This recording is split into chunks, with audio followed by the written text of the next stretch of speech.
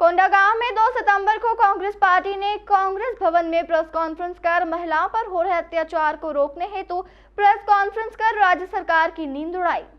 आज देश भर में महिला सुरक्षा को लेकर पूरा देश में उबाल में है। छत्तीसगढ़ में 9 महीने की माननीय विष्णुदेव सरकार की जो लगातार घटनाएं घट रही है, पश्चिम बंगाल में जो घटना घटी उसको लेकर भारतीय जनता पार्टी के सभी नेता अपनी बातें कहते हैं, मगर छत्तीसगढ़ में जो घटनाएं घट रही है उसके बारे में कोई नहीं कहता। 9 महीने के भाजपा सरकार के राज में छत्तीसगढ़ में महिलाएं असुरक्षित हो गई है। रोज रोज प्रदेश में कहीं ना कहीं सामूहिक बलात्कार, अनाचार की घटनाएं घट रही है।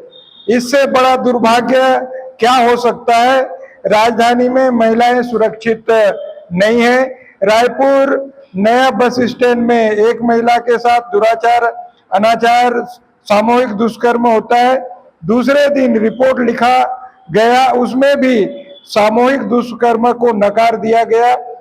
बलात्कार का रिपोर्ट लिखा गया, यह भी पुलिस अपराधियों को सजा देने के बजाय उन्हें बचाने में लगी है।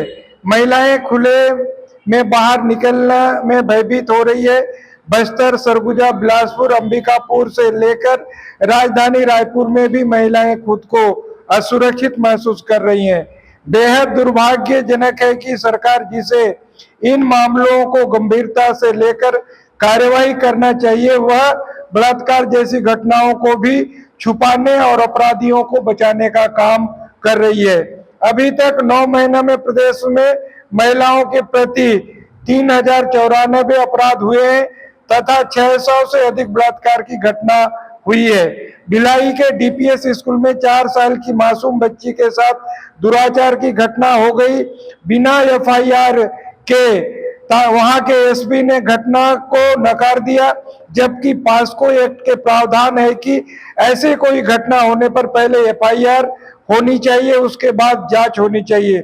भिलाई में के बच्ची के साथ दुराचार के मामले में 2 डॉक्टरों ने अपनी रिपोर्ट में कहा है कि बच्ची के निजी अंगों को चोट है, कुछ गलत हुआ है, उसके बाद एसपी मामले को नकारते हैं। हम पूछना चाहते हैं, पुलिस में एफआईआर कब किया? मेडिकल बोर्ड का गठन कब हुआ? बच्ची का स्वास्थ्य परीक्षण कब कराया गया? घटना सरकार के संज्ञान में था, सरकार ने कार्यवाही क्यों नहीं की? पास्को एक्ट में एफआईआर बिना किए क्लीन चिट दिए जाने के कारण एसपी पर कार्रवाई क्यों नहीं किया गया? रायगढ़ के पुसौर में एक आदिवासी महिला के साथ 14 लोगों ने दुराचार किया।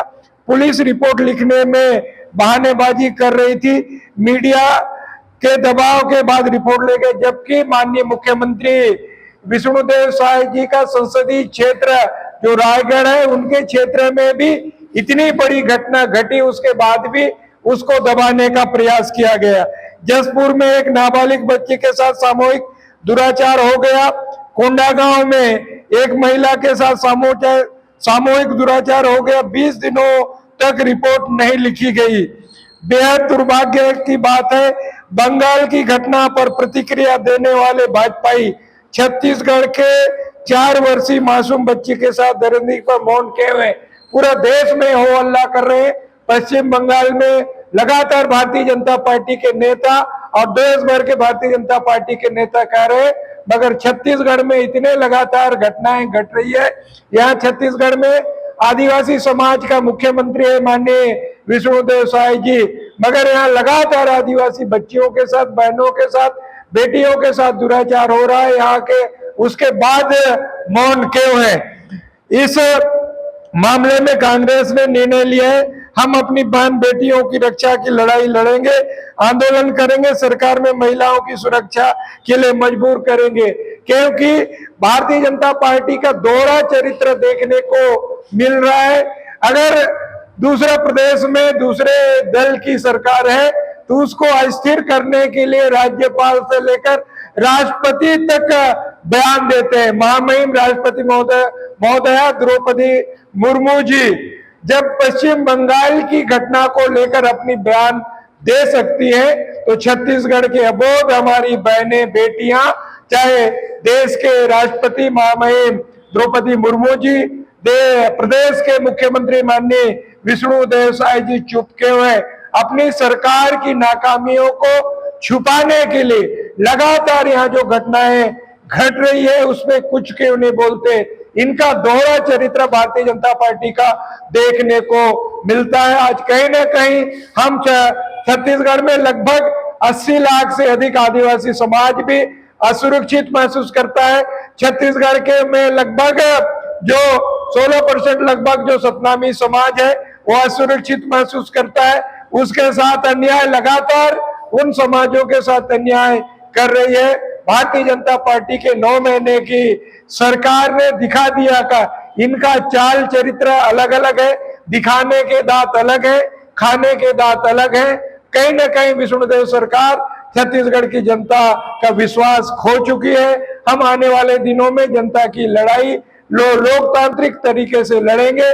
यहाँ की बहन बेटियों की सुरक्षा कैसे हो, यहाँ के लोगों की धन माल की रक्षा कैसे हो, क्योंकि लूट, हत्या, डकैती, बलात्कार से लेकर छत्तीसगढ़ में बस्तर में फर्जी एनकाउंटर के माध्यम से लोगों को मारने का काम, यहाँ के आदिवासियों को मारने का काम विष्णुदेव सरकार कर रही है। थोड़ी भी नैतिकता है तो हमारे मुख्यमंत्री विष्णुदेव साय जी, गृह मंत्री जो उप मुख्यमंत्री में वो भी तत्काल नैतिकता के नाते अपना इस्तीफा दे दे, क्योंकि उनसे छत्तीसगढ़ संभला नहीं जा रहा है। लगातार घटनाएं घट रही है और लॉ एंड ऑर्डर पर कंट्रोल पर उनका खुफिया